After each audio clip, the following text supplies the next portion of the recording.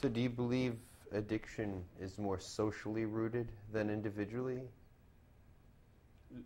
Americans, as I said, and human beings are not good at understanding the cultural roots of their visions.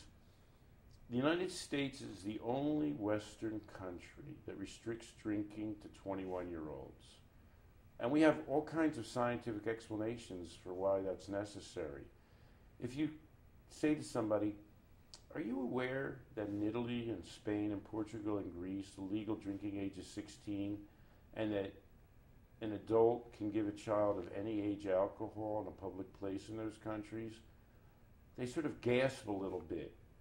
What they really believe is that these people are creating diseases. And then if you explain to them, all of those countries have lower teen binge drinking rates than other European countries in the United States, they're flummoxed because they can't get their mind around the fact that the very image and pattern of drinking that we convey to young people is in fact at the root of the problem rather than preventing the problem.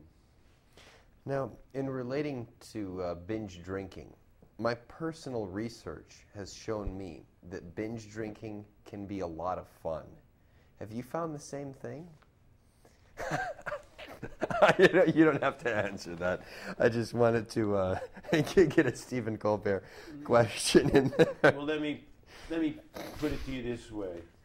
The United States already has a law against people drinking under the age of 21. Despite that, Congress passed a whole other, and the Senate passed a whole other law to eliminate underage drinking. It was passed unanimously. No one in the United States believes that's ever going to happen. No one. It's just a psychotic episode. But it just seems so damn right. My favorite response to that is one of the people who voted unanimously for the Senate to ban underage drinking was John Corzine. He happens to be the governor of my state, but he was a senator at the time.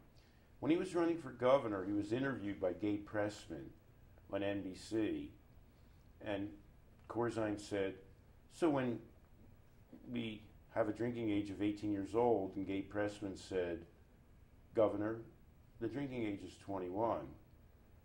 Corzine argued with him and said, no, the drinking age is 18.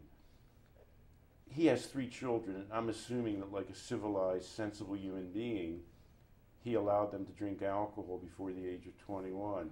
So here, one of those people campaigning religiously against underage drinking didn't even know what underage drinking was.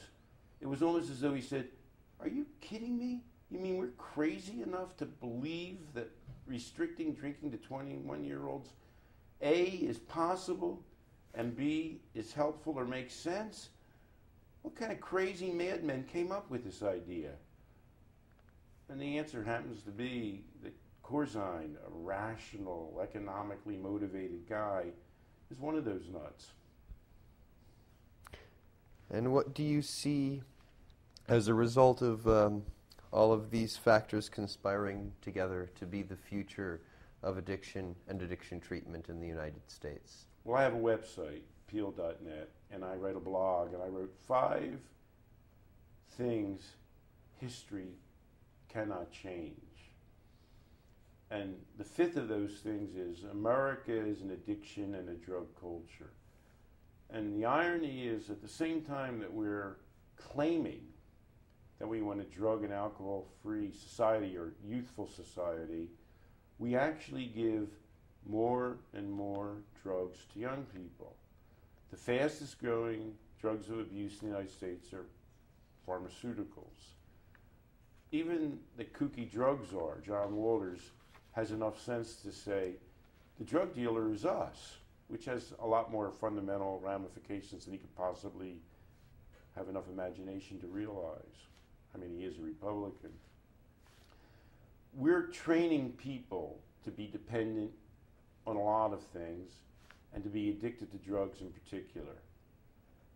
The question that I ask counselors and addiction experts whenever I begin to speak is, Do you believe addiction will increase, decrease, or remain the same over the next 10 to 20 years? Invariably, 90% of the people say they think addiction will increase. We have a culture-wide fantasy, which nobody believes, that we're successfully combating addiction to drugs and alcohol and to a host of other things.